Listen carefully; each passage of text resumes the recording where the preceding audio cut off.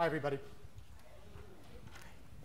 Last November, an 18-year-old boy named Palash was trapped in a fire in a Bangladeshi clothing factory.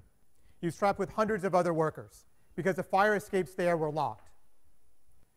Palash managed to call his mother using his cell phone to say goodbye just before he died. In April, we saw the Rana Plaza factory collapse, killing over 1,000 workers. And many of the brands who sourced from both of these tragedies didn't even know that the products were being made in that factory, much less the conditions under which they're being made. Now, when my mom immigrated from India decades ago as a teenager, she worked in an apparel factory in Mississippi. That's where I was born and raised. Now, mom has become a nurse. She's joined a union. She's doing fine. But when we outsourced the job, mom's job, we didn't outsource the labor conditions under which she worked. And now Bangladesh is suffering the consequences. They're looking at the removal of their preferential trade status by the US and the EU. And if that were to happen, it would be a double tragedy for Bangladeshi workers. This isn't just about Bangladesh. Workers around the world need these jobs. They need a pathway out of poverty, a path with dignity. Now, brands, many of them in this room, have been pretty responsible. They've tried to inspect their factories using audits and inspections, but these snapshot inspections just aren't solving the problem. They're too brief, they're too rare, and workers are coached on what to say at risk of losing their jobs or worse. Hotlines also aren't solving the problem either. They're not scalable, workers don't trust them, and when they do, they often call pretty late when the issue is already urgent.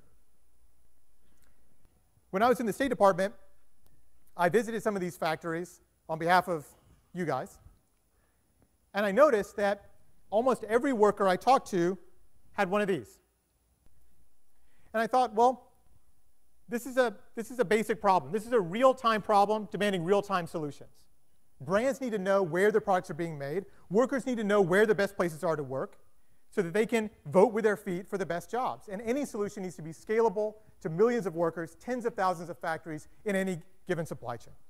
So we built LaborVoices to connect directly with workers through their phones, asking simple questions in audio so even illiterate workers can use it, and then packaging that information and selling access to that information to brands. Brands subscribe to that information on their factories, and they see who's doing better and who's doing worse. They see trends over time on health and safety, hours, wages, to identify issues when they're important rather than when they're urgent.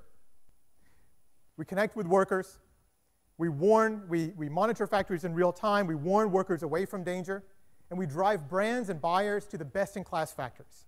And we're proud to announce a partnership with Walmart, where we're reaching their entire Bangladesh supply chain, 300 factories in total.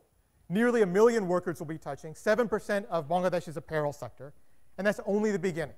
We've gotten interest from brands, again, many of whom are in this conference, about joining us in Bangladesh and in other countries, in China, in apparel and electronics. Please do. Please come talk to me about that. Because what we're doing is connecting directly with workers.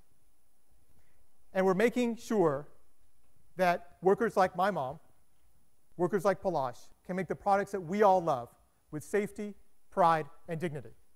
We're LaborVoices. Join us.